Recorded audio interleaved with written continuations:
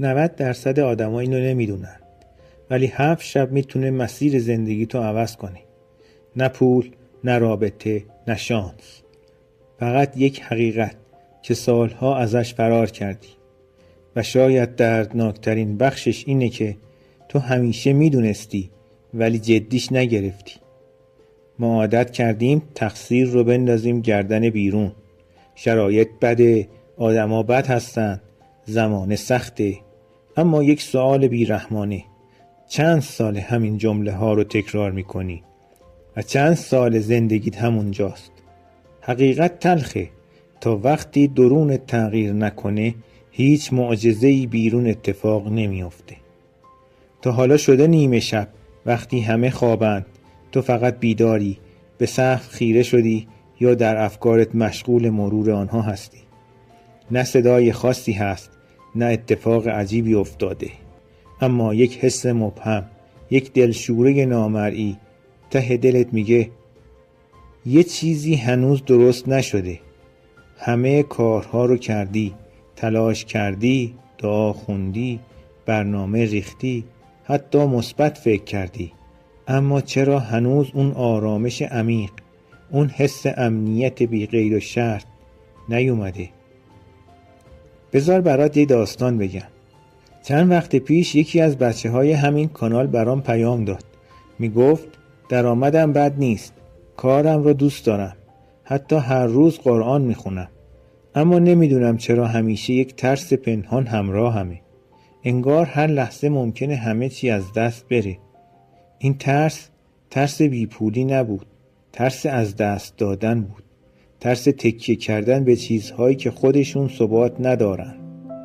اون شب فقط یک سوال ازش پرسیدم: آخرین بار که سوره اخلاص رو خوندی واقعا فهمیدی چی میگی؟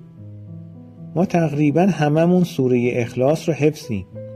از بچگی خوندیمش، توی نماز، قبل خواب، برای حاجتها. اما چند بار نشستیم و گذاشتیم این 4 آیه ذهنمون رو از نو بسازه. فرق بین تکرار و تحول همینجاست. اینجا نور کلامه، جایی که قرآن فقط خونده نمیشه، زندگی میشه. قل هو الله احد، یعنی خدا یکیست، منبع یکیست، نه چند تا، نه وابسته به شرایط، نه وابسته به آدم ها. اگه واقعا باور کنی که رزق، فرصت، احترام، آرامش همه از یک منبع میاد، دیگه لازم نیست به 10 تا تکیهگاه لرزان بچسبی. بزرگترین خستگی ما از چند منبعی فکر کردنه. یک ذره امید از این آدم، یک ذره امنیت از اون حساب بانکی، یک ذره اعتبار از نگاه مردم، و نتیجه ذهن تکه تکه. اما احد یعنی تمرکز، یعنی یک نقطه ثابت.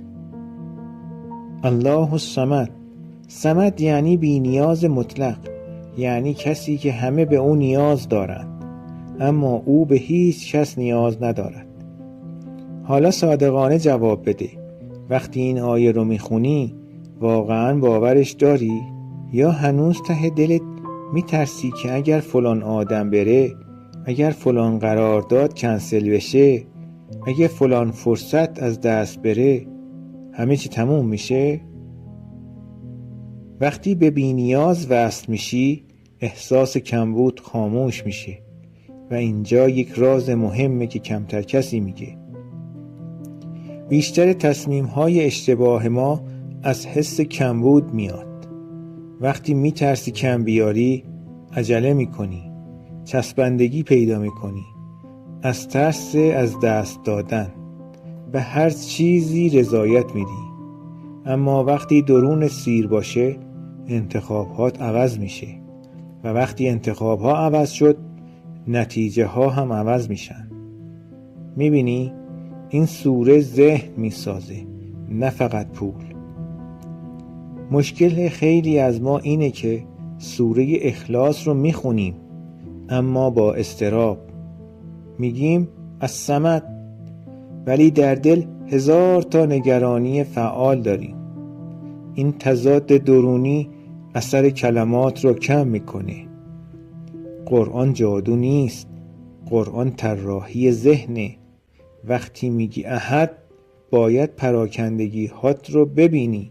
وقتی میگی الصمد باید وابستگی هات رو بشناسی. تحول از آگاهی شروع میشه.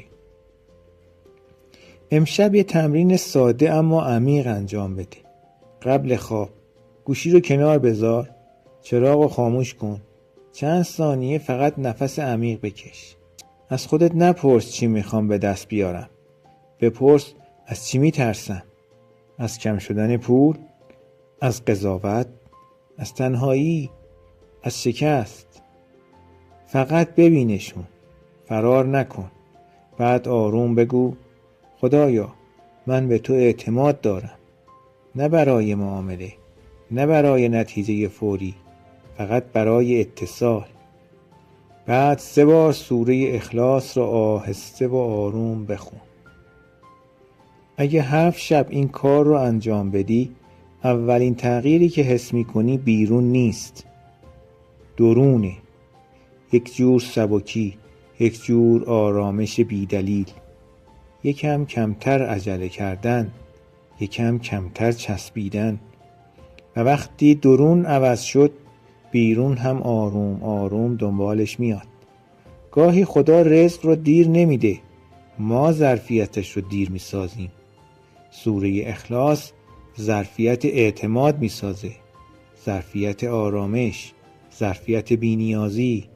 و وقتی بینیاز شدی جذب میکنی، نه از سر ترس، از سر ایمان.